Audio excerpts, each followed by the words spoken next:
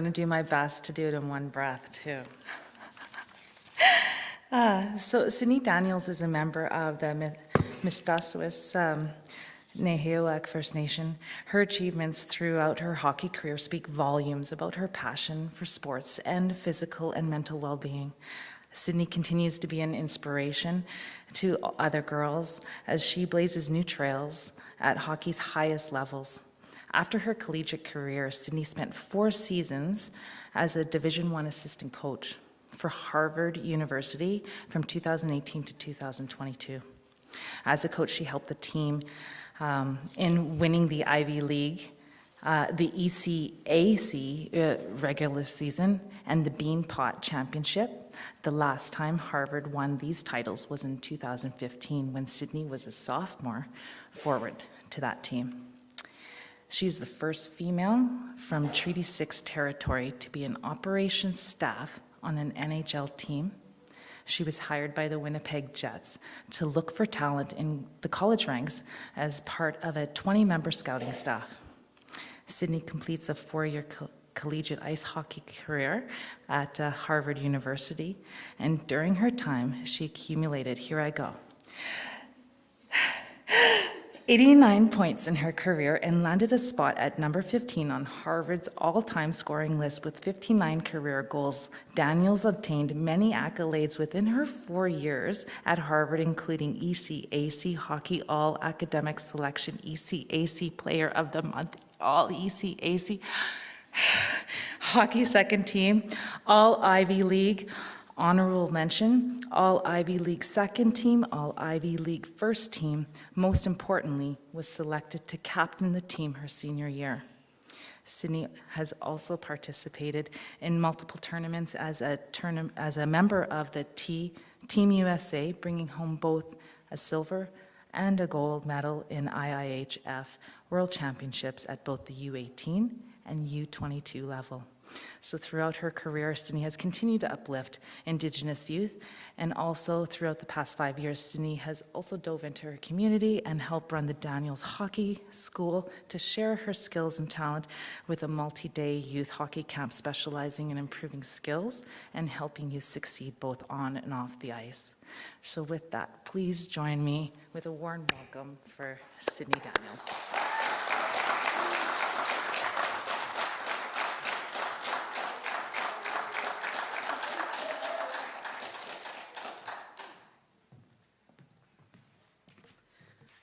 Hello, everybody. I apologize for you all having to sit through that bio.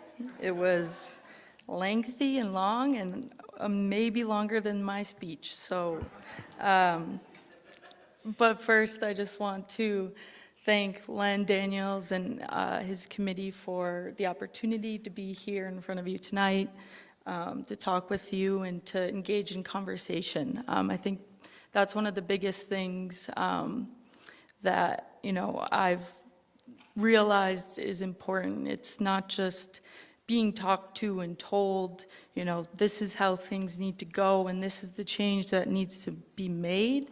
It's about those interactions and conversations and really challenging each other to expand our understanding and lead with empathy and lead with understanding that results in real change.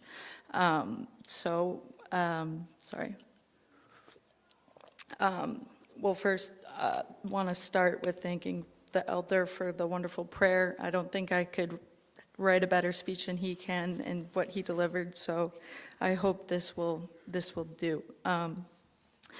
So, as said, my name is Sydney Daniels. I'm a member of Mistasuis Nehiyawak First Nation. And after having to go through that bio, there's no question that I have been afforded so many incredible opportunities in my life. And also, I think it's important to note that not too many people can say they have done or accomplished the things I have, but that is because of, the sacrifices and the things that people have done before me to allow me the opportunity to have the opportunities that I had.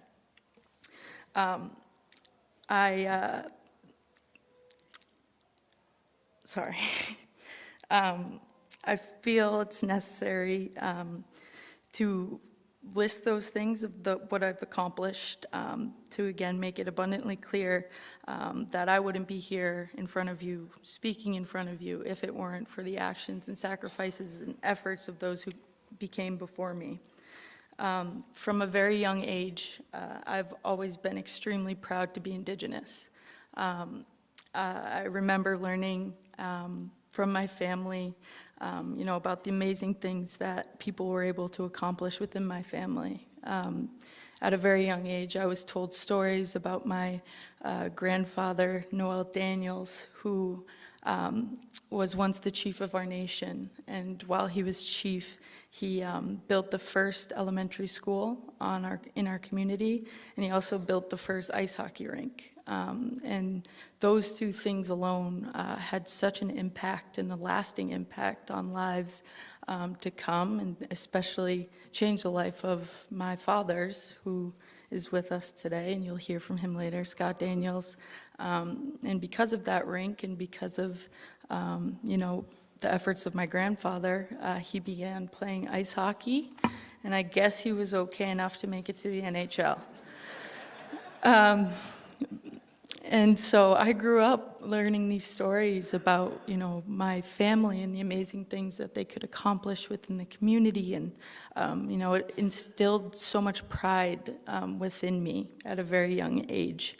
And that pride has been something that has been unwavering my entire life.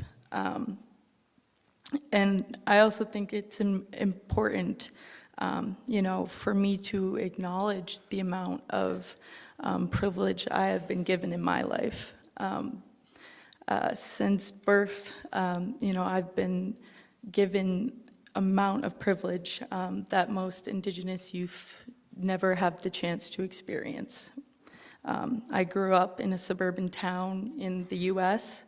I was raised by two loving, caring, nurturing parents who were incredibly supportive of me and my dreams. I was able to pursue all my passions and have the resources to do that. I had friends of all different races and ethnicities that embraced me and loved me for me and not my skin color or my race. And I was never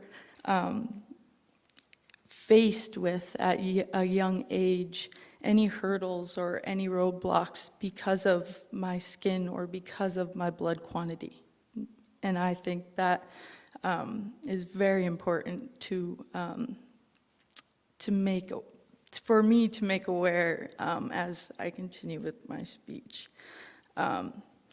As I grew up and had more experiences, I learned that privilege that I was born with. It also protected me from fully really understanding other Indigenous experiences of youth.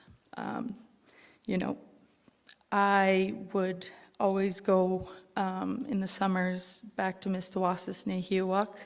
I'd spend time with my family, my cousins, the community.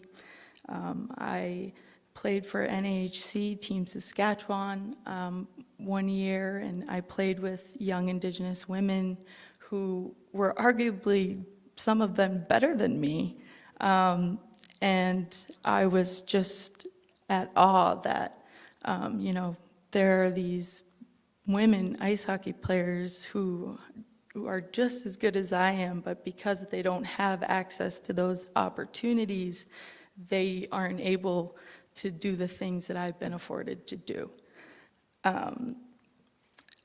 And I also think, as I've grown older, I've been able to gain more perspective and realize that what it is to be Indigenous for me was vastly different than what it meant to be Indigenous for those around me.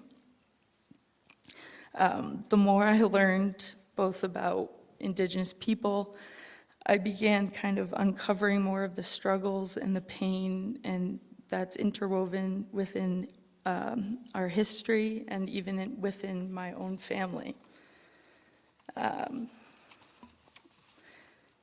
And I think it's important to note that what I've learned, the things I've experienced and observed and watched as I've gotten older through experiences, through media, through everything.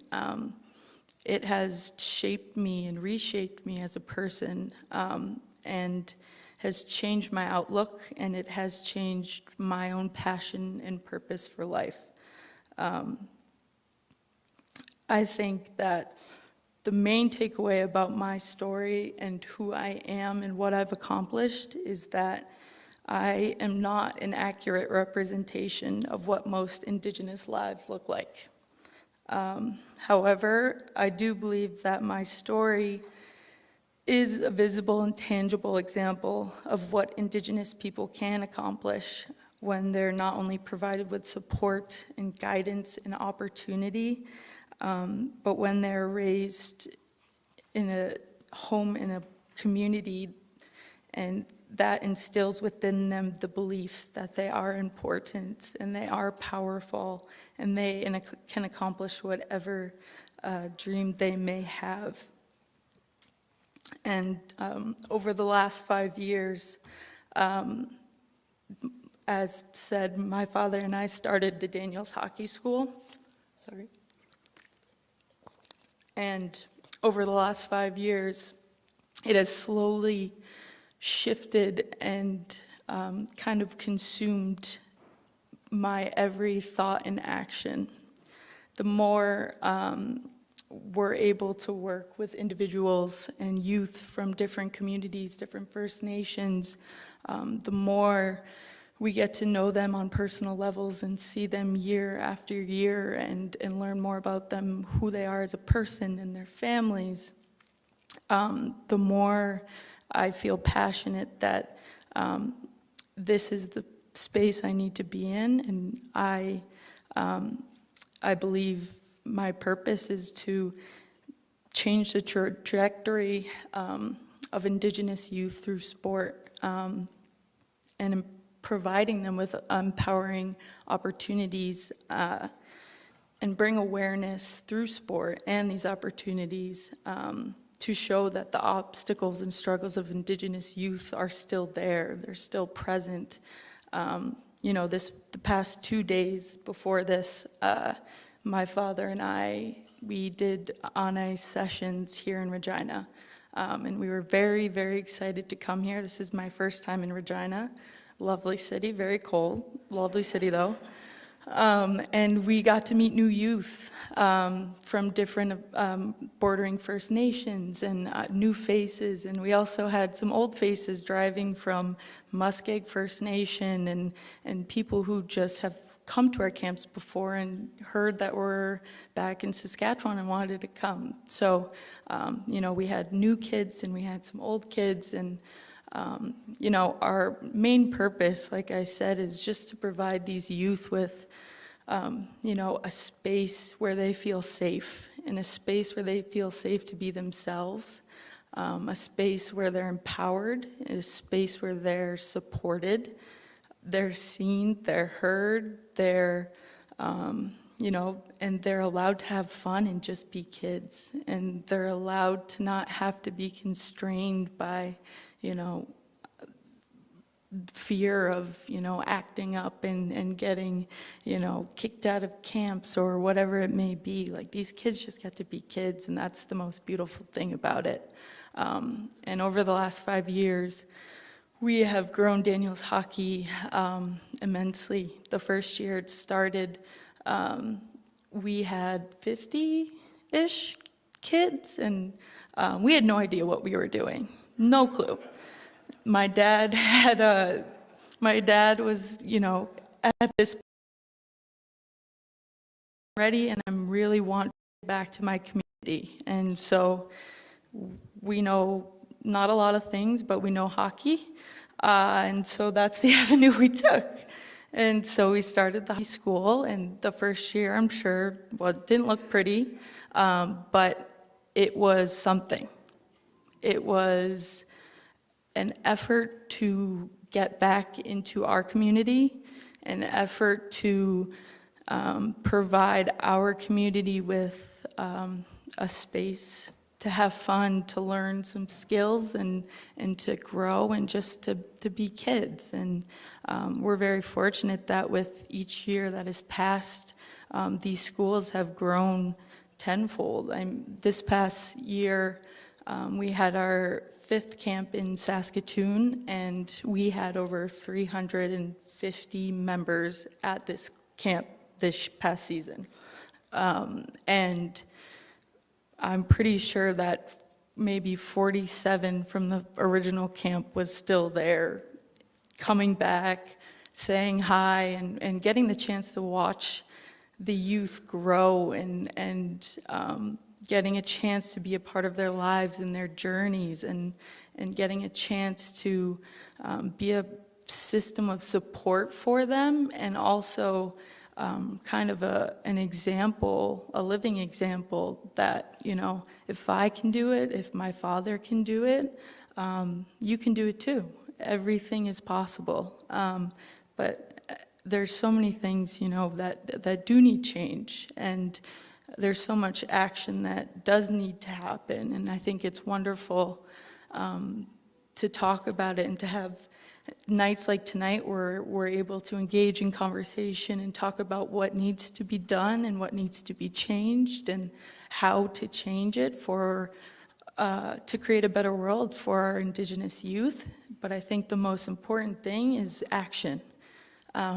We can talk about it as much as we want, but, you know, really taking action and challenging yourself to, you know, lead with empathy and try to understand, you know, the situation of other people and put that into greater perspective. And, you know, the action is the most important part. And like in year 1, we really didn't have any idea what we were doing,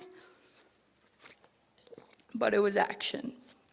And then year 2, we had a little bit more idea what we were doing, and it was action. And so, you know, one of the greatest things I'm most proud of, regardless of all of the lists and accolades that I've ever accomplished, is the hours I spend on the ice with Daniels hockey and the Indigenous youth, and getting to know them and you know, watching them and helping them grow.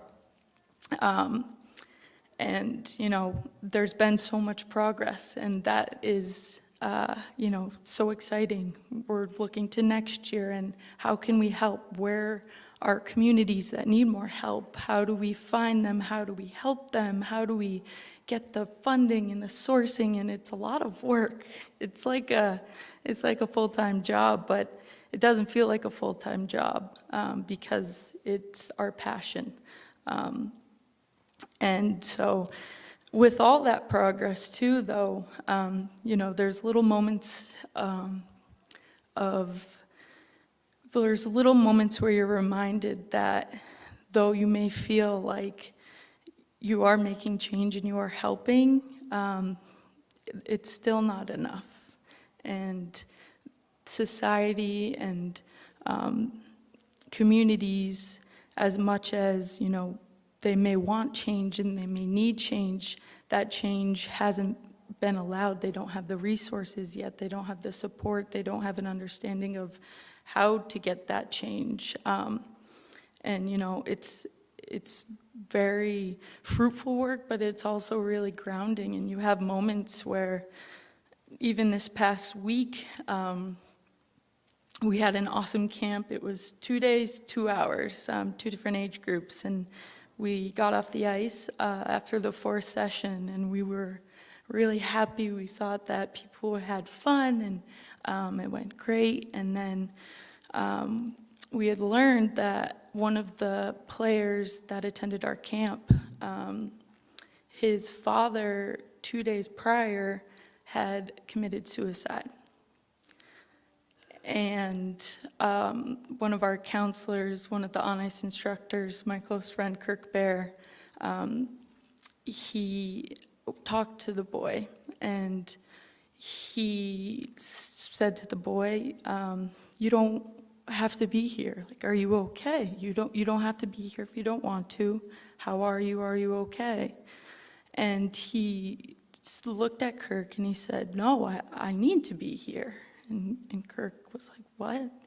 And the boy said, I need to be here. I want to be here. I love hockey. I love the Daniels Hockey School. I love Sydney and I love Scott. And this is where I need to be. Sorry.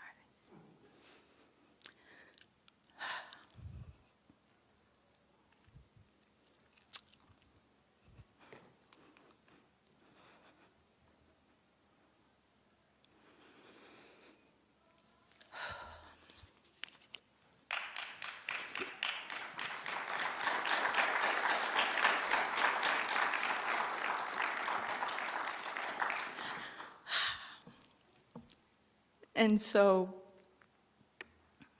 as you can see, there's still so much more to be done. It's grounding stories and moments like that are grounding, but they're authentic and they're real. And I truly believe that, if people lead with their hearts and empathy and they challenge themselves to question everything they know and question why things are the way they are and question why does this little boy have to have a life like this, and why does he think this is what he deserves, and why does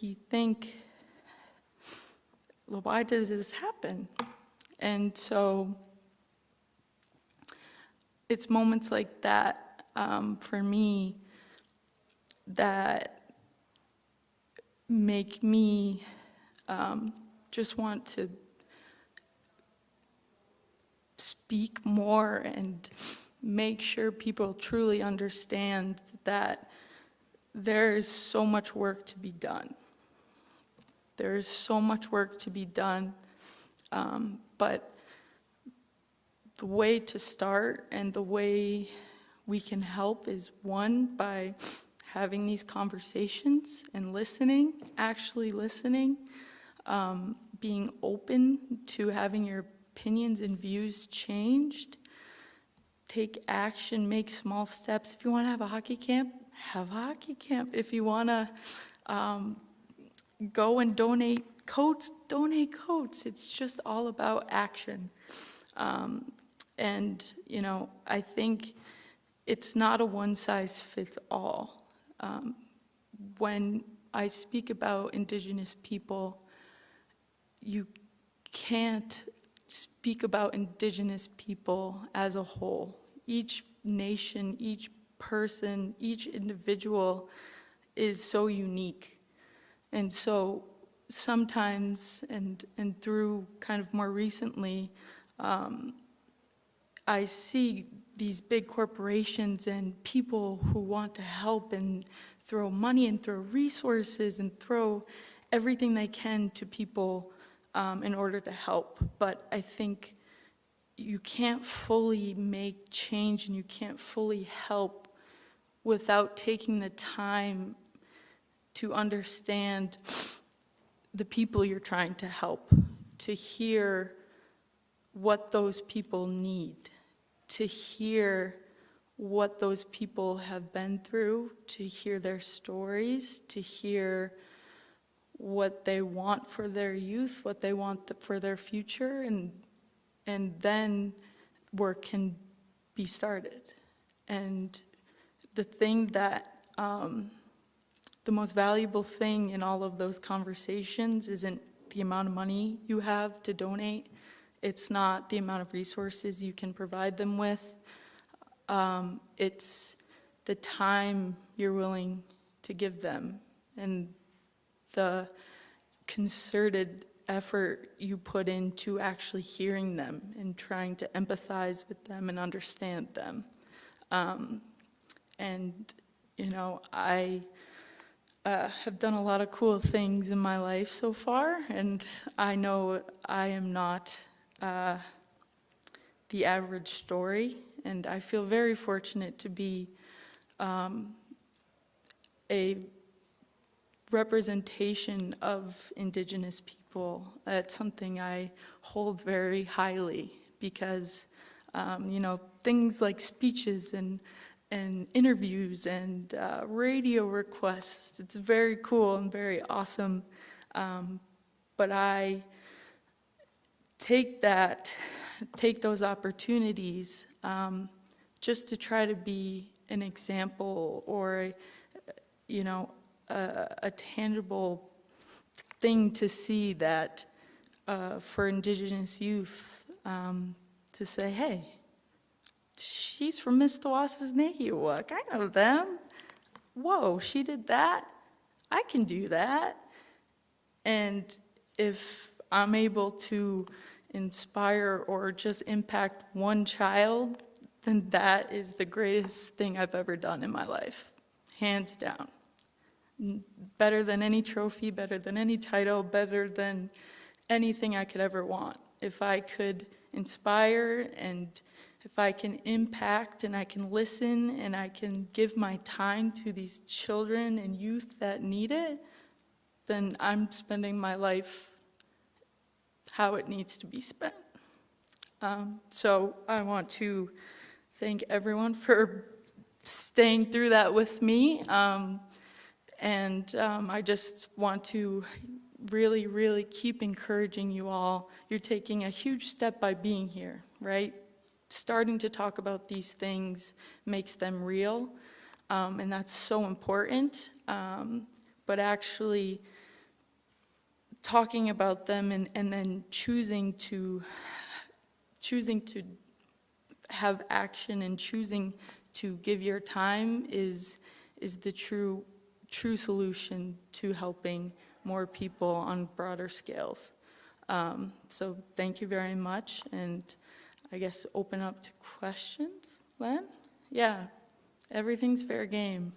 Just not my stats, because I'm really sad I didn't get 100 points either, so. Any questions? No question is a bad question. No? Mom? Yeah. Oh, wonderful. So I can, awesome. All right, well, thank you, everybody.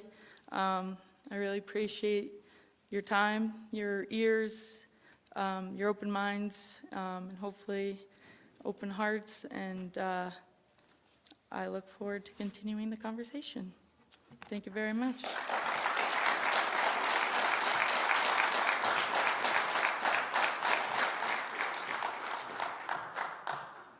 Thank you, Sydney, for sharing your story and leading by example. Thanks so much.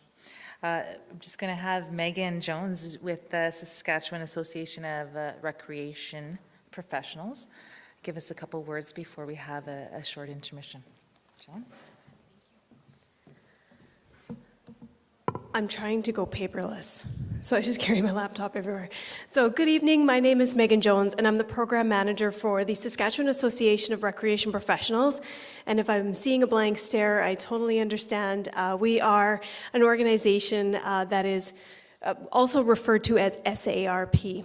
I'm also a sessional lecturer at the U of R, a fitness instructor, a parks and recreation consultant, and a former varsity athlete in rugby and cross country, believe it or not, two polar opposite, but if you can run, that's what you need to do. I give you that background as our experiences impact the lens in which we view sport, recreation, culture, diversity, equity, and inclusion. And so we're really honored to be a part of the event tonight because, as Sydney stated, it's important to engage in the conversation, truly hear what people need, try to understand, take action, and give time. And let me know if I messed that up at all. We really wanted to contribute to this important conversation, so even as a small token, we wanted to sponsor the Healthy Snack.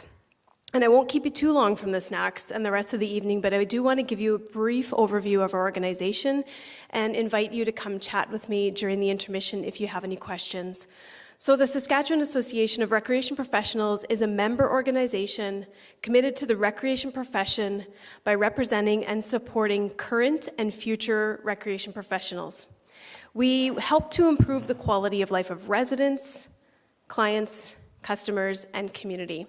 And we're a collective voice for the professional, not the employer. And our mission is to advance the recreation profession through advocacy, education, and networking. That's why we wanted to be a part of the conversation tonight. There are 4 different membership categories. There's professional, associate, associate and student, and alumni. And you can become a member by going to www.sarponline.ca and click on Become a Member. But I'll also be outside hanging around the snacks to answer any questions you may have. And we recognize our professionals through promotions like TR Awareness Month. So Therapeutic Recreation Awareness Month is actually occurring right now. We offer learning opportunities, networking, and a platform to become an advocate for the recreation profession in Saskatchewan. So again, I will be around to answer questions, so feel free to come ask me about SARP, and you can go and have some snacks and be back in about 10 minutes. Perfect. Thank you.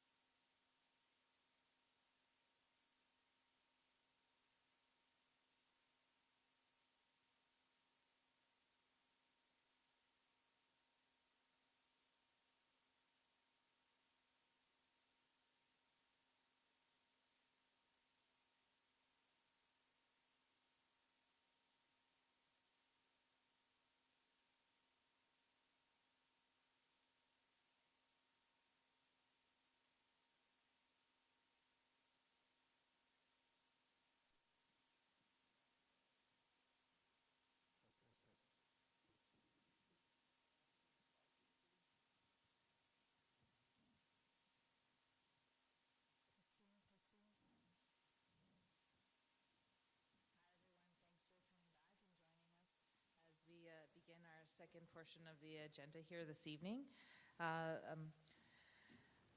Right now, I'd like to take a moment to introduce our moderator this evening.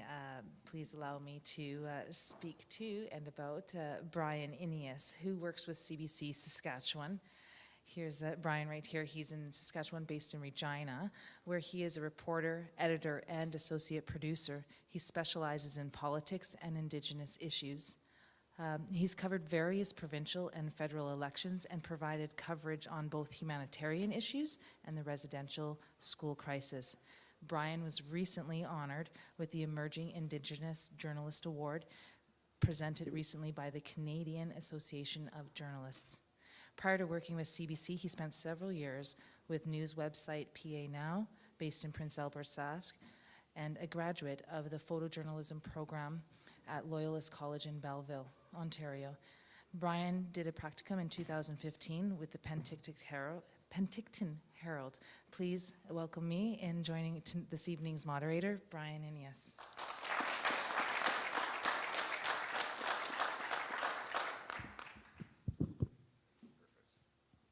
Hello. Check. Yeah, perfect. There we go. Okay. We have a fantastic panel up tonight. We are down a person, unfortunately. Eric has sent me some answers, though, so I will toss in some points that Eric's brought up here when it feels most appropriate, I think. So I'll introduce our panelists here. To my left, we have Jackson Cerna-Moraski. He's a wrestler with Team Canada. Next to him, we have Amy. Next, we have Amy Shipley, who's a representative with Sask Sport. And then we've got Scott Daniels, former NHL player. And our keynote speaker tonight, Sydney Daniels, will also be joining us. Fantastic. So we've got a couple questions we're hoping to get through, and we're hoping to open things up at the end here to get some questions from the audience and hear folks' take on it. But looking specifically sort of at the Truth and Reconciliation calls to action around sport and sort of where things are at today. Start off nice and easy, though. I would like to know sort of what the Truth and Reconciliation calls to action mean to our panelists here. Anyone want to start us off? Yeah, sure, I can start. Sure. Thanks, Amy. Really, two things come to mind for me. The first one. Oh, just use this, or? Okay. I think the first thing that comes to mind is, it's been shared with me that we can't have reconciliation without the truth. And so in terms of sport, I think it's important for us to learn the truth of the experiences that Indigenous people have had and continue to have in sport, and acknowledge that those experiences haven't always been positive. Participants have experienced racism, they've experienced discrimination, and haven't always been provided with the opportunity to have an equal or equitable opportunity to participate. So before we can get towards reconciling, we really need to acknowledge that that is the truth about our system, that it isn't always welcome. And secondly, I think it can be helpful to think about reconciliation in terms of it being an approach rather than thinking about it strictly in terms of it being a program or initiative or something that we do for people. To reconcile, it really is about relationships, and it means trying to fix or to repair something that's been broken. So when we have relationships that have been broken, we need to take the approach of reaching out and visiting and learning about people and trying to figure out what the needs, wants, and desires are of those individuals that we wish to serve. If we just, sit back at our desks and think, oh, this is going to be a great way for our organization to engage in reconciliation without talking to anybody? How can we be sure that we're actually doing something that's meaningful or that makes sense or that people even want? So really, if you think about it as an approach and really focus in on creating those relationships, you can move forward in a place where you're coming together as equal partners rather than being somebody who's doing something for someone else.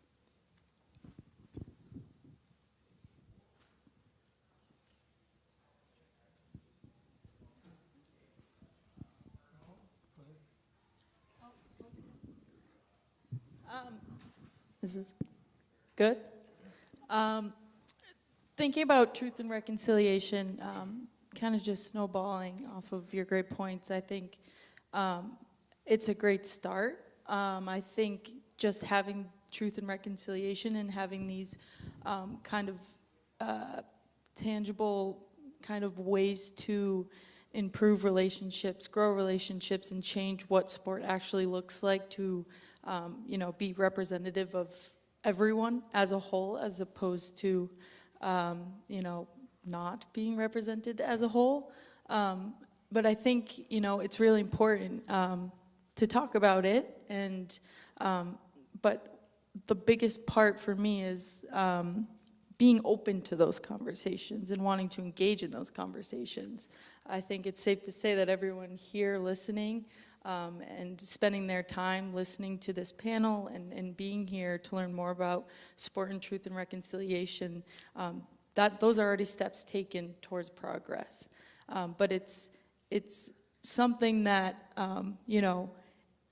can be done, but it's going to take, entire community, entire society as a whole, and it's going to take having those conversations, with people who don't necessarily want to have those conversations. And it's about, making truth and reconciliation efforts personable and having them understand that, there are unequal playing fields today. There are unequal, allocations of opportunities today. There are underserved groups still today. There are still children who face racism and discrimination in spaces where they should just be allowed to play a sport and be a player. So I think, again, acknowledging where we are today with in society is a huge component of actually being able to take action on truth and reconciliation, but it's also getting everybody in the community engaged, especially those who may not want to talk about it or don't think that change needs to happen.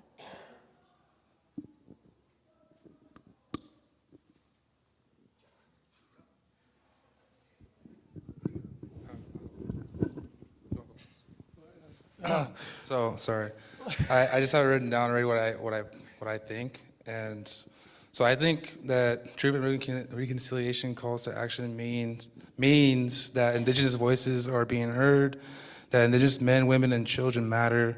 It means that what our ancestors did for us in the past to secure our future, our land, our rights, is what we are now doing for our future generations, but on a larger scale. And with more clear lens, it means that every facet of our Indigenous lives matter, and that we now have a say and will be in charge of our child welfare, education, language, culture, health, and justice.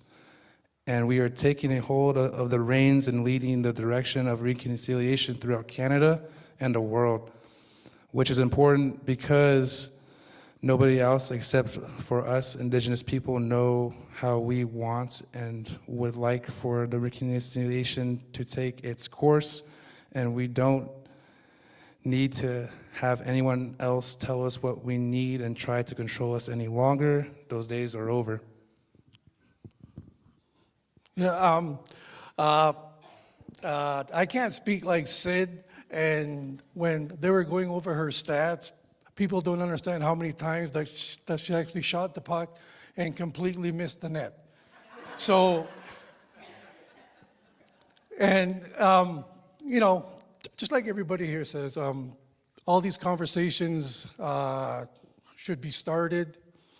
And then with that going on, it's who takes the reins from there. For us being people who go through the sports world, that we always had like a great coach or coaches. And I think once we get to the point where everybody understands that there's something needs to be done, we have to recognize that who is going to deliver that message to our youth. And I think that's extremely important. As a hockey player, I always had some good coaches, like I said, and that message has to be point on, and it has to be over and over and over, and you have to understand who you're giving that message to. So, just it's all great and dandy and everything looks great, but at the end of the day, there's still so much stuff that has to be done, and we have to believe in who is going to give that accurate message. I've got an answer here from our fifth panelist, who's Eric Hunnischlager. He's actually not able to make it tonight, but when we asked him what truth and reconciliation calls to action mean to him, he said that they're a means to address the injustices and inequalities of the colonial past in Canada. And in sport, that means to him that First Nations, Métis, and Inuit should have the same opportunities to participate as the rest of the mainstream population, really. So yeah, it just sort of ties really nicely into what we're saying here. I guess moving on to our second question of the evening, we're sort of curious, we'd like to know or sort of get you to describe from your point of view what the current state of sport is. Overall, Eric says that he feels state of sport in Saskatchewan is pretty strong. But when it comes to a diversity and inclusion perspective, which is the second part of the question here, that's where he sees there's some weaknesses and some lagging. Stats Canada has the Indigenous population in Saskatchewan at about 16%, but he doesn't really see that number sort of carrying over when it comes to participation in local sports. I'd like to know sort of how do you feel about the state of diversity and inclusion in sports as a whole?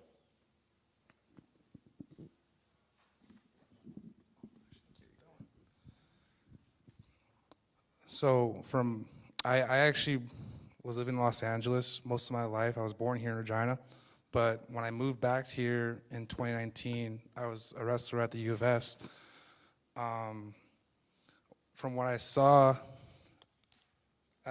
coming out of the blue from not being raised here, that the diversity is very low here, and even though we have a big population of Indigenous people here.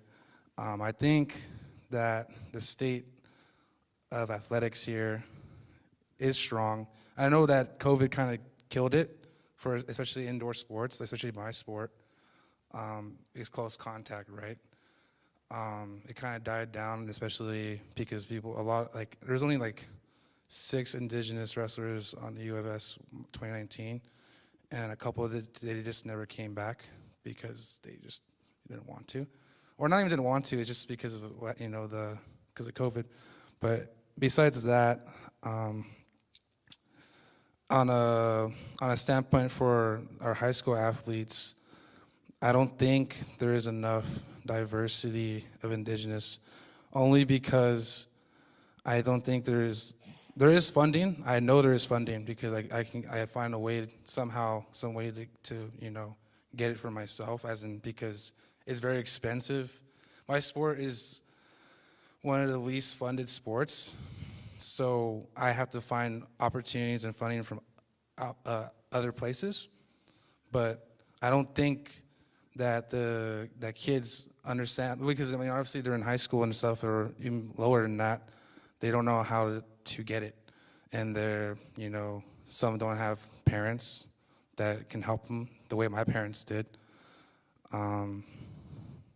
I think if they had more people that had time to explain and show them how to do it and how to get it and how to stay in the sport.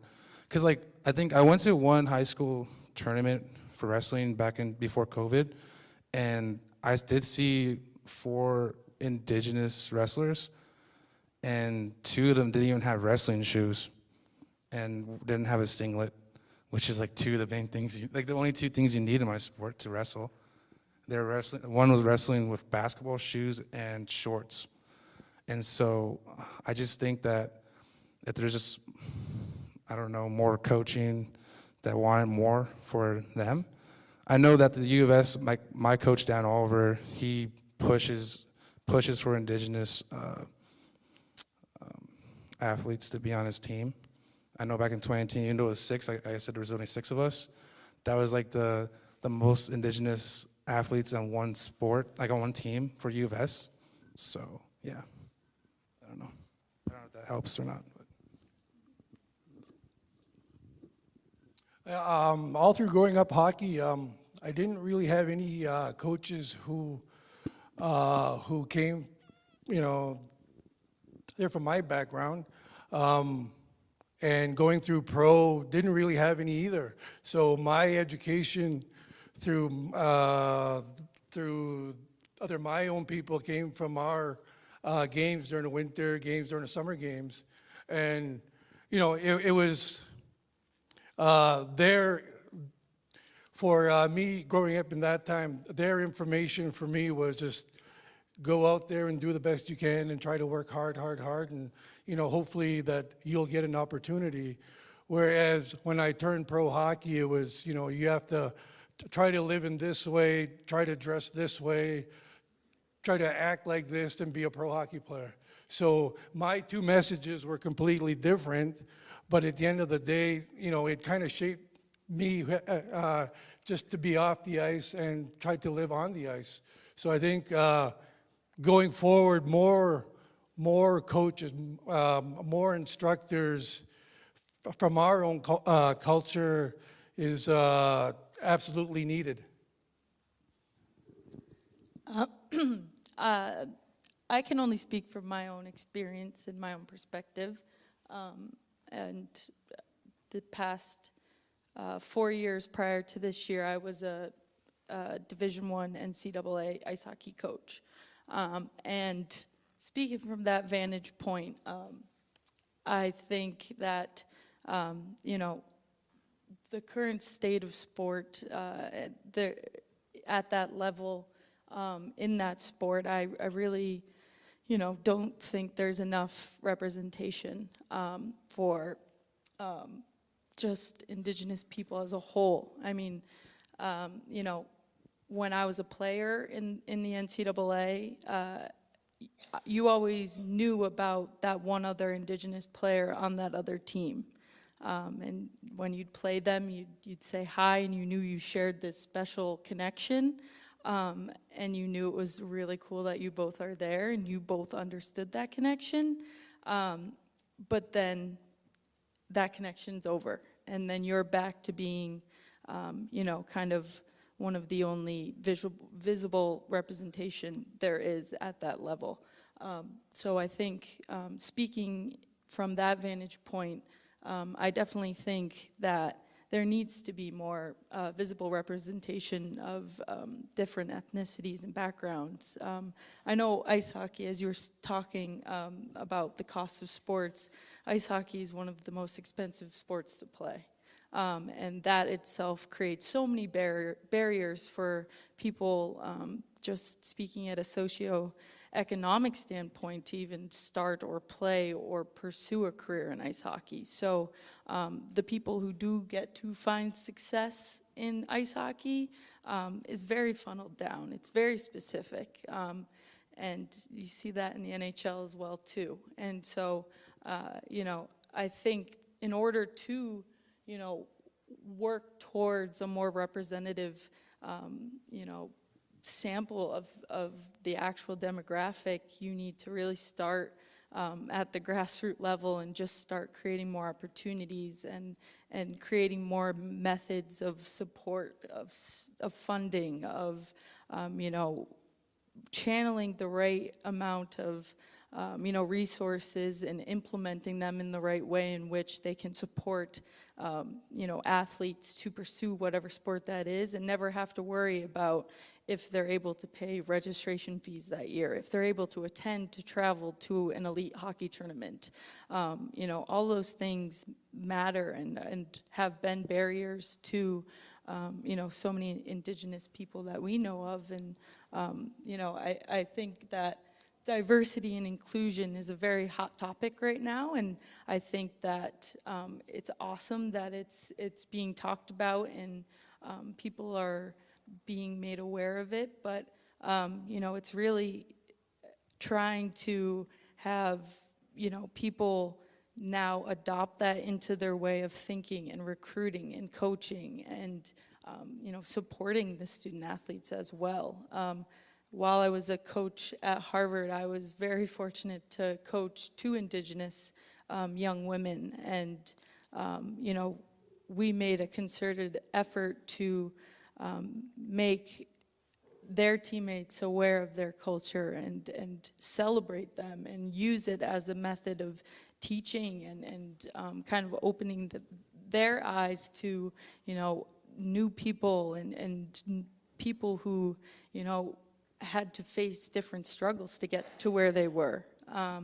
And I think that's one of the most powerful things is by, sharing those experiences, sharing the difficulties, sharing the hardships, it really opens people's eyes to, oh, wow, I didn't have to go through any of that to get here. And you had to go through all of that to get here. And, those conversations are powerful, and I think they're powerful enough to change the landscape of what sport looks like and the representation within sport. Yeah, I think that we have a lot to look forward to in terms of the current state of sport.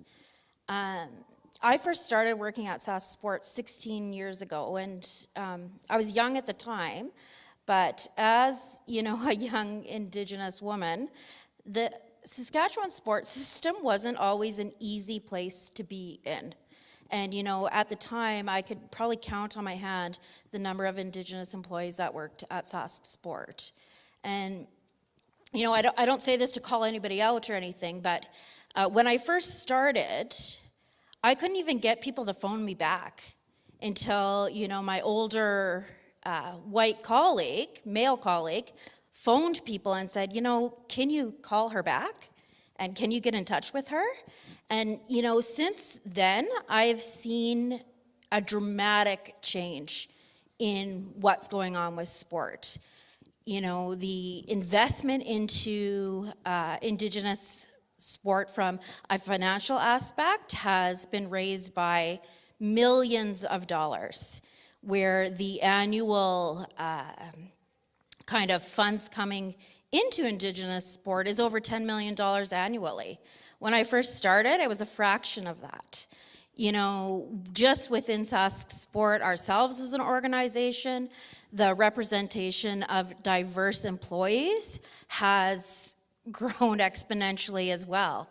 And I see now, I have different groups and organizations phoning me and asking me, what can we be doing differently? How can we change? How can we make improvements? Whereas 16 years ago, I couldn't even get anybody to phone me back. So we've made a lot of progress, and I think there's a lot to really look forward to. And, conversations like this and the different things that individuals are trying to do in their own organizations are just going to propel that momentum forward. And, even federally, we're seeing more investment into Indigenous sport, which is, I think, giving us reason to be really encouraged about where we're currently at. With that said, though, we do have to acknowledge that getting to where we want to go or getting to a space where folks all have that equal opportunity to participate is going to take work, and we have to be really intentional about that work, or else it's not going to happen. We can't just expect things to happen. We need to really plan it out. We need to think about it. We need to reach out into our neighboring communities and talk to people, and like I said, create those relationships that can really move us forward. Everyone sort of raised these beautiful points, but what other kind of work needs to happen to sort of address the little inclusion that currently happens for First Nations, Métis, and Inuit people across the country? Like what else needs to be done? We've mentioned being intentional and doing that work. We mentioned opening up more avenues of funding and exploring those kind of things. What else is there that can be done to make a real impactful change here?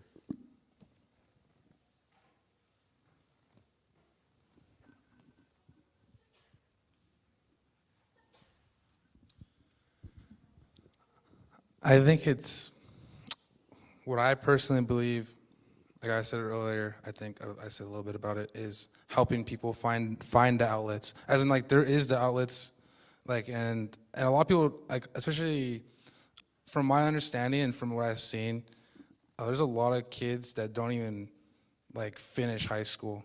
A lot of Indigenous kids especially that don't finish high school, never let's even make it to, their final year. But a lot of them don't even understand that there's a lot of scholarships for Indigenous, and there's post-secondary funding. Like, literally, you just have to graduate high school and have, I think, over a 2.0, or actually, sorry, you guys don't do GPAs, over 70% or whatever it is, 75%, and you can possibly go, not even possibly, like, there's not a lot of kids graduating, so there's obviously open funding to go to school. And another thing is, because from my personal life, if I never did sport, if I never did wrestling, found my love for wrestling, I would never even, and I was not raised like here. I was raised in La Puente, which is a suburb of Los Angeles. If I didn't find wrestling when I was out there, I would never finish high school. Like, I was like super ineligible. Like, I was like 45% or lower than that, like my grades. And so if I didn't have like the coaching staff at my school that cared, I wouldn't be here right now. I wouldn't be wrestling still on the world level. I would never gone to university. I would never graduate high school. And I feel like here, if they understand that sport can possibly lead to getting an education, or even just graduating high school, I feel that there'll be more people, more kids doing it. And so, yeah. I think that we need to create more opportunities at a local level for kids to be participating in sport on a weekly basis. In addition to that, I also feel that we need to learn and be open to changing the way that we do business and being open to bringing in new ways of doing things and new partnerships. But honestly, I think we just need to create more opportunities for daily participation. For me, growing up, younger, we didn't have any internet, if you can believe that. Didn't have any cell phones. We had posters, but who goes to the library and look at posters, right?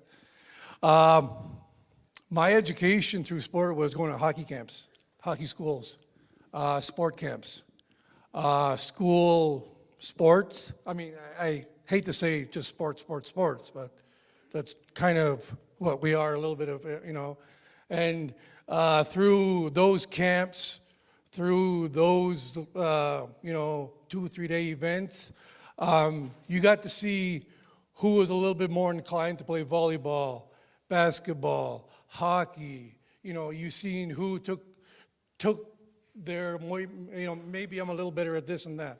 So, I mean, for our culture, it's we are unbelievably athletes.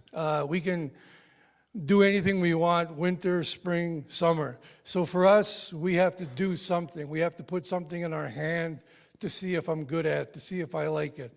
The way I helped Sid was we used to go watch hockey. You know, we didn't really skate. She bugged me to skate for 2 years straight. And I was, no, you are not playing hockey. So she was very persistent. You know, I'd wake up, there'd be a hockey stick. I'm like, where the heck did this come from? You know, I don't. So it was her kind of like, hey, here's what I want to try. And then we started skating. And it was more of a kind of like a, let's try it out to see if you like it mode.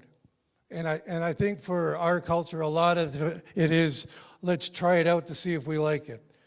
And we need more opportunity of that, not just join a team, here you are, go. You know, you could get 2 months into it, say, you know, I don't want to do this anymore. It has to spark something from the individual that they want to become a basketball player, a softball player. And I think all the, you know, that's just how I got myself into it with, you know, absolutely no internet, no type of information from anybody. It was just going to camps and seeing kids having fun and doing stuff like that. I won that battle. I just want to, I wore you down. If you could only hit the net, you'd have like 1,000 goals. Enough. I think it's interesting. Be like, there's a ding, crossbar, straight off into the corner. Thanks. I think it's interesting that you brought up how you had no internet. I didn't though, right, Joe? No, I think it's very interesting because talking with counselors of Mississauga's Nehiyawak First Nation, the First Nation that we're members of, not everyone, even in our First Nation, has access to internet right now. So I don't want to date you. I don't want to throw your age out there and make you feel bad, but that's still a thing now, today, right now, at this moment, that people still don't have access to internet. And so it's, you know, this is a question I rack my brain about all the time. And I'm very fortunate enough to, you know, be a part of some conversations at higher levels with, you know, people who really want to enact change, and how do we do it, and, you know, what are the steps to take, and, you know, there's so much thought on, you know, approaching it top down and versus bottom up, and all of these big businessy terms, and it's great and it's fun, but I mean, some people don't have access to internet. So it's just, you know, finding ways to make the playing field, whatever field that is, a little bit more equal and accessible. I think starting, you know, giving, like, First Nations people and Métis and Inuit, they still don't necessarily have the basic necessities that they need to even know about opportunity. Just like he said, you know, kids showed up to the camp and they didn't have the proper equipment. Yeah. You know, it's it's like they don't have that information on how to go to the camp and what to bring. Mm-hmm. You know, and then, you know, I see someone else using something else. I'm like, well, I can't get that, you know. Right. So. And if they look like they're ready to play, and I don't look like I'm a player, so I shouldn't be here. I'm not supposed to be here. I don't fit in here. I don't belong. I don't want to do this. And I think that the most basic, fundamental thing that can make a lot of change is putting people, like my father talked about, putting people in place to instill these youth with the belief that they can do whatever they want. They can pursue their dreams. And it's gonna take a lot of work, and there's a starting line, and everyone theoretically starts at the starting line. Well, in actuality, Indigenous peoples are, you know, maybe 10, 20, 30 feet beyond the starting line. They're fighting an uphill battle before they reach the battle that everyone else has to fight. So, I mean, I think just really grassroots very based individually, being able to connect with youth and instill with them that you might have more difficulties and this might be harder for you, and you're gonna have to face a lot more and deal with a lot more than other people might have to, but you are still capable and able to do this if this is what you're passionate about. I think that is fundamentally the most important thing that we can do to make change at a grand scale. Kind of a nice little segue in the next one then is sort of like, once we get some folks thinking about that, is the infrastructure there right now? I mean, like coaches, therapy trainers, like everyone, sort of rehab therapists, everyone around in the sporting industry.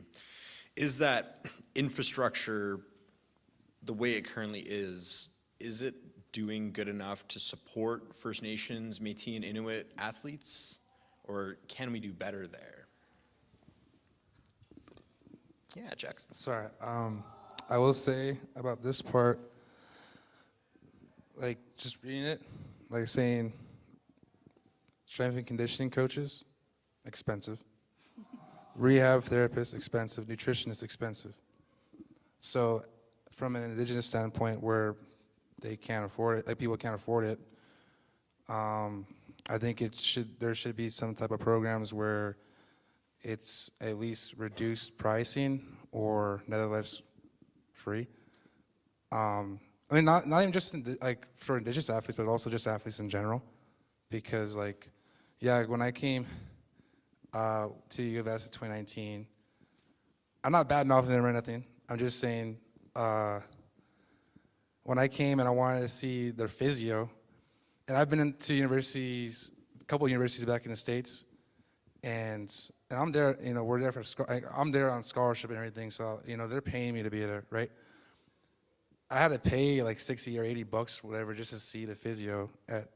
It's like, you work for the U.S.? Yeah. Shouldn't this be free? No. So even as a collegiate athlete here, it was costing me, and I would also have to go see not the physio. Who's the people that fix your back and stuff? Chiropractors. Like I didn't have insurance. I mean, we all have insurance, right? Like Saskatchewan have insurance, but there's certain like private insurance that they pay for, chiropractor. But yeah, I think if there had more opportunity for those to reduce that or make it free, that would be a big. So I suppose then before we even get to this kind of question, it's like addressing some of the barriers we looked at in the last one. Some of those barriers are there. Maybe the resources exist, but there's just a lot of barriers in accessing them, hey? Yeah, I think there's a lot of barriers to accessing it. Even like right now, this past year, because I was a World Team member and everything, and I did good enough and placed good enough where I became considered a high performance athlete for Saskatchewan, or like SAS Sports and SAS Wrestling, where I got funding and all that, and also got more opportunities to get to train for free and stuff like that through gyms and through different places like Ignite in Saskatoon. But yeah, but if you don't have those opportunities, if you're not like already at that level and get those opportunities, it's gonna be expensive. Like I know people are paying a lot to be like Ignite, like if they're not HP athletes, and not just in my sport, but in baseball too. The Gordie Howe complex in Saskatoon is phenomenal. It's outstanding. Like everything about it's great. But like there's like the Going Yard program, which is baseball. It's like those kids are paying like $1,600 a month to train there. Like, and that's why I personally believe that there's not a lot of Indigenous baseball players here. Like my brother is, but my brother was also raised in Los Angeles, which is like the mecca for baseball. And my father played in the majors. So there's a difference, like if you're raised in a certain sport versus maybe you want to try out the sport, but then again, it costs a lot of money to do. So, yeah. I can go. I struggle with this question because I think there's no one-size-fits-all answer to this question. I think that the fact that there is no one-size-fits-all answer to this question is because every, First Nation and have different needs. They're at different spaces. They're at different places within their own communities. And instead of trying to look at it from a top-down approach and, give opportunity for nutritionists and all of these things to communities, I think there has to be, something already in place in those communities to be able to utilize these opportunities as best as they can. Some First Nations still don't have internet. And so, but it's just like each nation is its own individual thing. And instead of looking to try to fix experience for Indigenous peoples as a whole, we need to start looking at it as working with different Indigenous communities and hearing what they need, hearing what they are, hearing where their athletes are, the opportunities that those athletes have, and then figuring out, okay, how can we now understand where you're at and help you to get further and further and further. Because I don't think that by adding more things necessarily means it's going to be a productive, beneficial experience. I also think that, often we try to fit people into the existing structures that are in place. And, we need to realize that Indigenous people and nations are competent. They're capable of forging their own ways forward as well. So instead of always trying to make participants fit into existing structures the way that we want those structures to happen, I think we need to look at creating different paths and looking at different ways of doing. Because like I said, First Nations, Métis, Inuit people are competent. We have different ways of doing things, and those can be just as legitimate as the current ways of doing. I think another valuable aspect of this, to move things on to our next question here, is how our coaches and administrators in sport are so important. How do we get more diversity at that level as well to sort of start making changes at that level of things? Mentorship, creating supports, and being there for people. I think a lot of people would get involved in sport and coaching in sport administration if they had someone in their corner. When I first started at Saskatchewan, I'll go back to that, being one of a handful, it was really the people around me. Joe, you were right there. And the people who came before that were the ones that made that opportunity feel real to me and feel like something that I could actually do. So I think mentorship, support, and putting someone in people's corner will be really helpful. From looking at this, I feel that Eric probably wrote something really good for this because he's a he's NAG coach and also he's a principal too. He is, yeah, principal and lacrosse coach. So we can just jump right in. He's got, you need to shoulder tap. Potential individuals need to be approached on a personal basis, and the seed of doing more and continuing in their sport needs to be planted in high school and in minor league sport participants. And coaching and officiating courses need to be offered in high schools as credits as well, as a way to sort of get people into it. But and that's something you identified in the previous question too, is that usually when these people leave, they're bringing the programs with them. So you need to make that continuity. You need to mentor people. You need to get people involved early so you can keep things going. I'll count that as my answer because I brought it up. Perfect. Going to some of the funding things, do the current funding structures, do they adequately address the changes that are necessary for inclusion and diversity, specifically within First Nations, Métis, and Inuit communities? So the funding structures that are there, are they enough? Do they do enough? I'll just reiterate what I said earlier. I think they do enough, but it's just figuring out how to get it, as in like making it more out there for people versus, yeah, like, there is a lot of fun. I think there is certain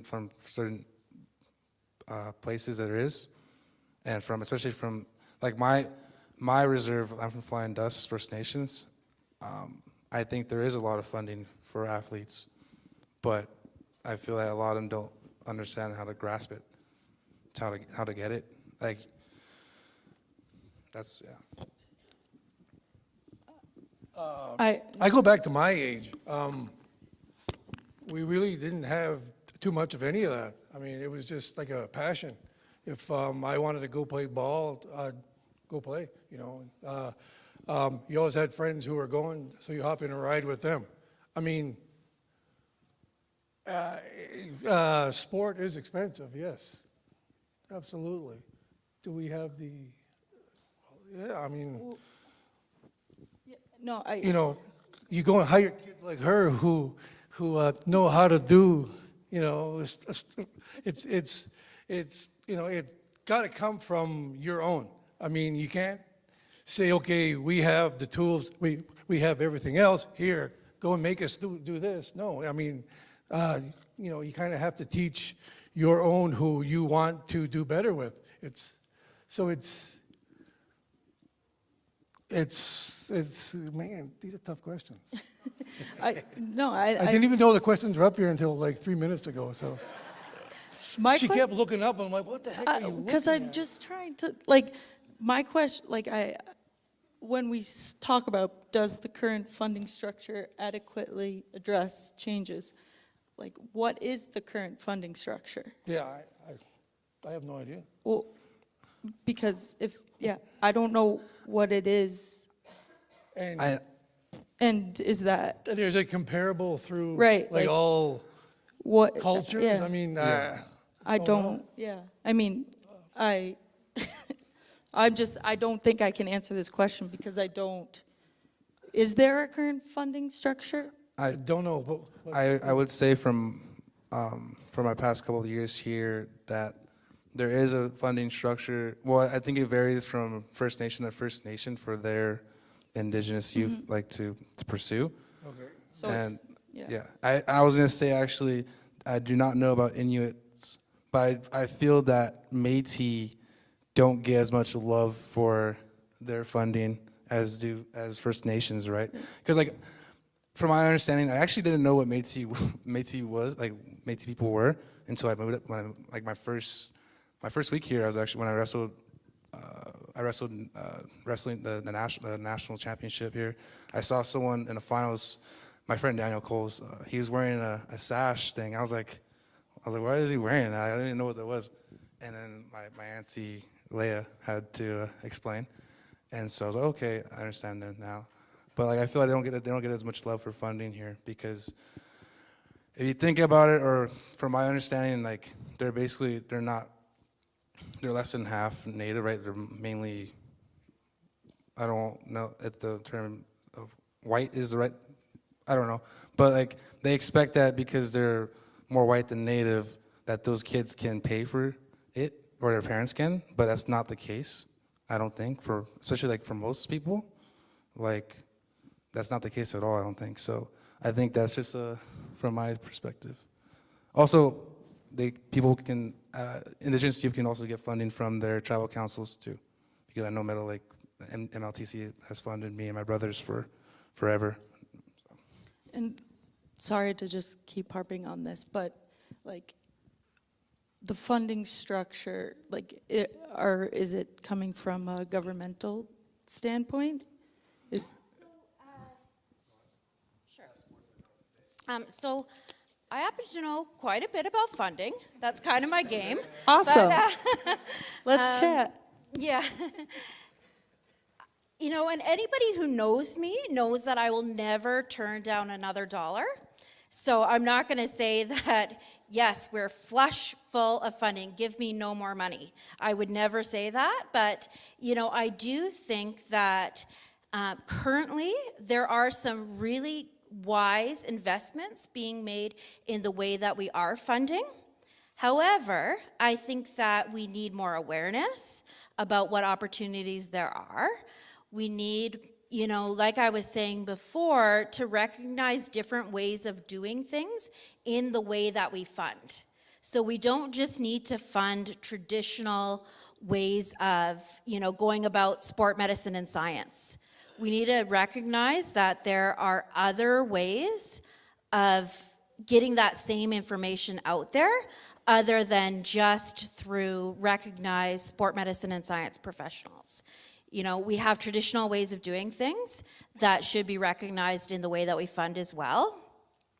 I also really feel that in some places and spaces where we do have funds available, what we really need is the people resources. We need the individuals within communities who are going to say, yes, I will start this program. I will do it.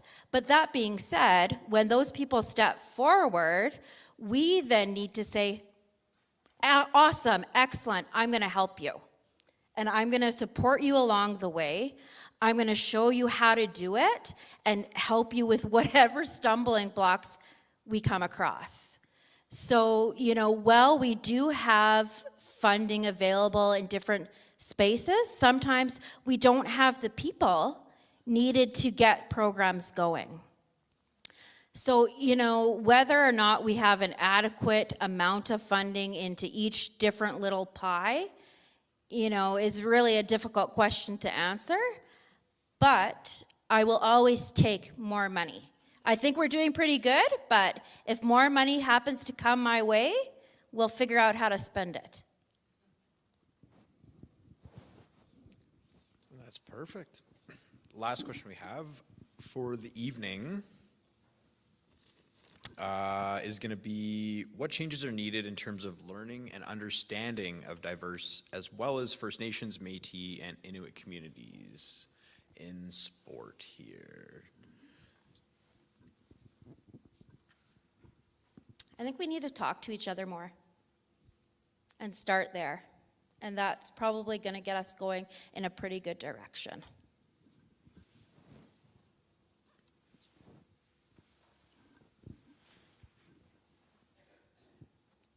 Yeah. I mean, it all starts with conversation, correct? I mean, hence, this is why we're here. And if, you know, have people come in from their areas and say, here's what we want to accomplish, tell me what you feel about this and that. And that's kind of where it all starts, and then things kind of get going in certain directions from there. I mean, it just starts with conversation. I think it does start with conversation, and I would even challenge to say that it even starts with having people in positions of power wanting and are willing to have those conversations. I think that society has been built and forged in a way in which that we need to have these conversations in order for us to be heard. And it's a function of now those systems within society adjusting and learning and hearing. And you're not always going to meet and be working with and talking to people who want to know more, right? I could talk about the importance of this until midnight tomorrow, but if people who are in those critical positions of power within our societies at different levels of different sectors of different everything don't think this conversation is worth having or don't want to listen to it, then the battle's already lost. So I think like it's something that's going to take a lot of time, but it's something that needs to be intentionally and systematically made aware that this is important. This is information that needs to be known. Because I have seen people in positions in very high places who don't have these conversations and don't think that they matter. And so how can we make change within an institution if the people who have the most power don't think it's important? So yeah, I just don't think there's changes possible until everyone in society as a whole understands and really leads with knowing that change even needs to occur.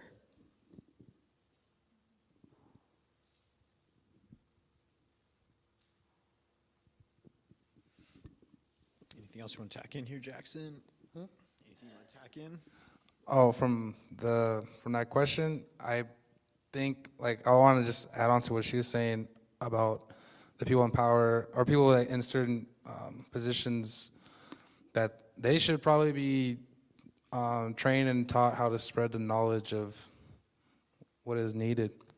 I feel that like there's certain like sports and rec directors on certain on First Nations, different First Nations that don't know how to spread the knowledge of what sports and rec means to the Indigenous, to the youth, and they just sit in their office and do nothing all day. So, I'm not like I said, I that's what I believe, and nevertheless, like higher positions of power, that it should trickle down from the top to the lowest and then be spread out to our youth. I think That'd be awesome.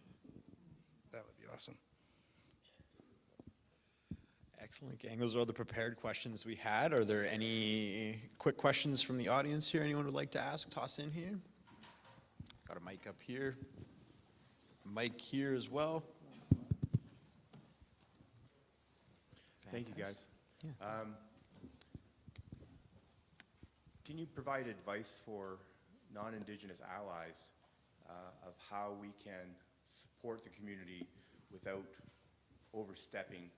As you say, the Indigenous communities are quite competent to do, hey Jackson, quite competent to do things themselves, but it's a matter of developing the volunteers and developing the coaching. And what advice would you give me as a non-Indigenous ally to try to help without stepping on my own toes? I think that being open to listen and to act on what you hear. So it's not enough just to have conversations and then for us to walk away and do it how we wanted to do it anyways. If we're gonna have conversations, if we're going to, ask people what they need, I think that we need to be able to then act on that with confidence.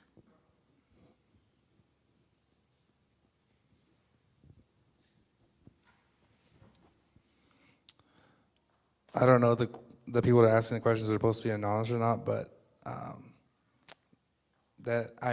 Chris Brownrigg, he is a wrestling coach for up north in Meadow Lake, and honestly, I know he's a coach for also like he helps us with Saskatchewan too, but I feel is a big part of my community up in Flying Dust and Meadow Lake, because he tries his best, and even though he is not from my reserve, he tries to bring in the Indigenous youth from my reserve, and I actually helped him with I helped him with camp up there, and he asked me the same question, but I'm young. I'm only 23, so I've only been here for 2 years, so I wish I could understand it better, but I actually didn't know you were here. I'm glad you're here, actually. That's crazy.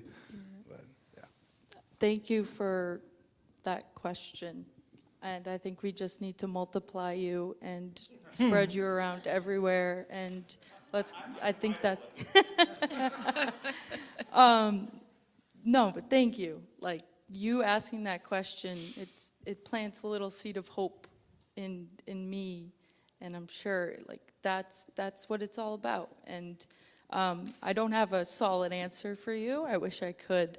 But I think, you know, a power and privilege that you do have is, you know, you can have the ability to have conversations with people who are like you in your own community, and, you know, express that, you know, passion or want to be there and help Indigenous nations. And I think that, you know, having those conversations within your own communities and challenging people to, you know, want to help as well, or contesting people who say, man, I don't want to help them. I think that alone, having those brave and difficult conversations, you know, can really make huge change in the grand scale of things. So that's my advice. But thank you for your question. Appreciate it. Move on over to second mic. Thanks. As a parent of 2 adult children who came up through sports, and as an athlete, and my husband is here with me as an athlete, I think one of the groups maybe that we haven't touched much on, and I'd like just a little bit of conversation about, is the role of parents. And I think all athletes here have had parents that have championed them. And you both had mentioned the role your parents played. And I'm just wondering, we've talked about the support to the athletes, and we've talked about the support to administrators and funding, but I think that role of parent is critical in the opportunity. And I think sometimes when we have parents who maybe haven't had the opportunity themselves, aren't aware of the benefit of sport to their children, I'm just wondering, like, if you can talk a little bit about maybe what's happening either from SAS Sport or maybe even at your hockey camps, if that role of the parent is being supported, because I really think that by educating our parent, we're putting maybe a little less responsibility on the youth to have to figure out the funding or figure out how to get to the game. But I think sometimes the role of parent is under-supported and encouraged. And I wondered if you could just touch on the support that is currently being given, or the support that you feel is needed to help that parent encourage that child through sport. And go Jets, go. Number 1 in our division right now. It's all me. Just kidding, not it. Yeah, so with one of the programs in particular that we do offer is our Dream Brokers program. And with the Dream Brokers program, we have individuals within the school who work as brokers of dreams. You know, like, it's kind of a self-explanatory title, but what they do is they work with parents, caregivers, the entire family unit, to educate about what supports are available. Because like you said, you know, being able to access funding is often going to be the determining factor on whether or not participation happens. So certainly, you know, through our Dream Broker schools, we've worked on creating some places and spaces for parents and caregivers to be supported. That being said, it certainly isn't a very, you know, like, we're limited in the number of schools that we are in currently. And you know, again, if people want to give us money, we can expand that program very lovely and, you know, do more of it. But I do think that we need to think more about that role and how we can do broader education, like how we can take the lessons that we've learned through the Dream Brokers program and scale them so that families, caregivers, parents, grandparents, in areas not covered from those schools are getting the same type of information. So certainly we haven't figured it out yet, and it's something we need to absolutely look into. I can speak to on this. I'm a product of two parents that, like, I wouldn't have been able to do what I do and had the experiences I've had without their support. My mom used to make me do my homework every night in front of her and made sure that I did all my homework, and I was able to go to Harvard, and that's all her. But Hey, I thought you shoot it. yeah. I thought you had to shoot the puck. But I think I thought you had to hit the net. no, you didn't. No, you didn't. But I think it's very important too to, I love the question about parents because it's so important. If you have two parents and they want to be supportive and not necessarily don't fully know how, having that link to give them resources and give them information on how to support an athlete, that's incredible. And I think that's an area that can be improved. And I also think too that, you know, the landscape or what family looks like necessarily isn't always two parents, right? And we see that, you know, a lot in kind of our camps and our experiences with players. You know, you have grandmas and grandpas actually bringing the kids to the camp, or, you know, we had, it's a rec leader who is driving a van full of kids excited to play the sport, and that rec leader serves that purpose and that support and that guidance and that, you know, sense of belief in them. So, you know, I think that there should be and can be and needs to be, you know, more support of those people willing to and wanting to provide that kind of sense of support and be that person who's championing that youth, you know, to give them those resources or to educate them on the opportunities available, to educate them on the funding that's available. I think that is definitely a space that, you know, could have a lot of impact. So thank you for that question. It's wonderful. And I'm sure you're a wonderful parent. So you're going to support us now? Is that Support what it is? what? No. No. No. Not yet. No. We'll go one last question for the night before we wrap it up. All right. Good evening, everyone. I'm here to support the Dream Broker. I'm a Dream Broker myself, so and just to make a brief comment about that, you know, Dream Broker program is an awesome program, and since I've been involved with it, it's been an eye opener for me. And I work out of Yorkton, Saskatchewan, and one of the things we added to our program was the sports bank, where kids could come in and pick sport equipment for free and use it. If it was a sport they were going to try for the first time, they will be able to like get into it and then probably go pro if they wanted to. So that's one of the few things that I love about my job, and I love to go to that job every day just to like see the smile on these kids' faces. But in respect to the topic at hand, since this is going to be my 10th year in Canada as an immigrant, I've heard about reconciliation over and over again. And something that comes to my mind is in regards to a saying in my country that if a youth trips over something, it keeps looking forward and see just where he's going. But if an adult trips over something, it looks backward and see what obstacle tripped him.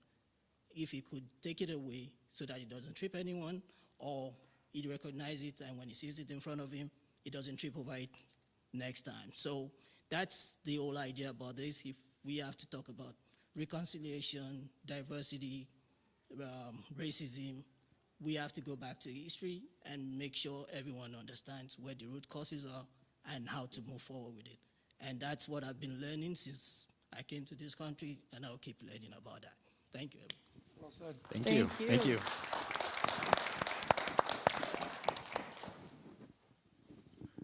Colleen?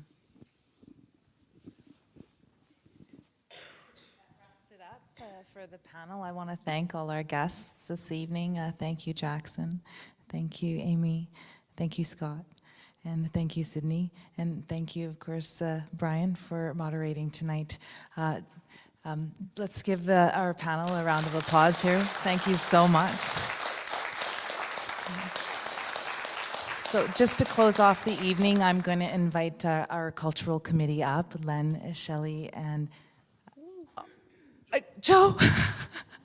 Just drop that to say our closing comments here. Thanks so much. Oh, well, that was a great discussion. Nice to listen to, and I'm thankful you're all here to talk tonight and the audience being here to listen. I just want to say thanks for being here, and I want to say thanks to our volunteers. We've got some volunteers that put in some hours here. I mentioned last night, and I'm going to mention it again because I got to blow this horn all the time. I've had a great experience here volunteering with these games. I get to work with my cousins, and I just absolutely love meeting them every week, and we've done a lot of work here over the last couple of years, and again, just I'm thankful that I got an opportunity to work with my cousins, and I'm very thankful for the discussion tonight too. So, I can't speak for everyone up here, but we're thankful for you putting the attention and putting in the work and putting in the time to make all of this a possibility. You know, we can sit here and talk, but it is your efforts and your passion and your work that made all of this possible. So thank you for everything. thank you very much, Sydney, for those comments. Len has been kind of our spokesperson here and our conduit with you folks, and I've gotten to see some of the email threads, and we're cousins now, I guess. And cousins. And yeah. There's a debate on the Daniels from the north and the Daniels from the south, but in Val's words, there's a Daniels dynasty in this province, and I'm thankful to have the same last name as you folks. We'd like to thank our sponsors, CGI, Tyne Energy, Community Initiative Fund, First Nations Power Authority, Cornwall Optical, Saskatchewan Association of Rehabilitation Centers, CBC Saskatchewan, Sask Sport, Venice Tailors, Saskatchewan Association of Recreational Professionals, and Father's Furniture. A couple people that have helped us out immensely throughout this week, Val, Aaron, thank you to each of you, as well as to Matt and Jenna behind the scenes here who are covering this evening. And so we hope you enjoyed the evening, and on behalf of our committee, thank you for coming out, thank you for supporting us, and thank you for listening to these fine folks on the enjoyable evening this evening. So safe travels home, and thanks again for coming out.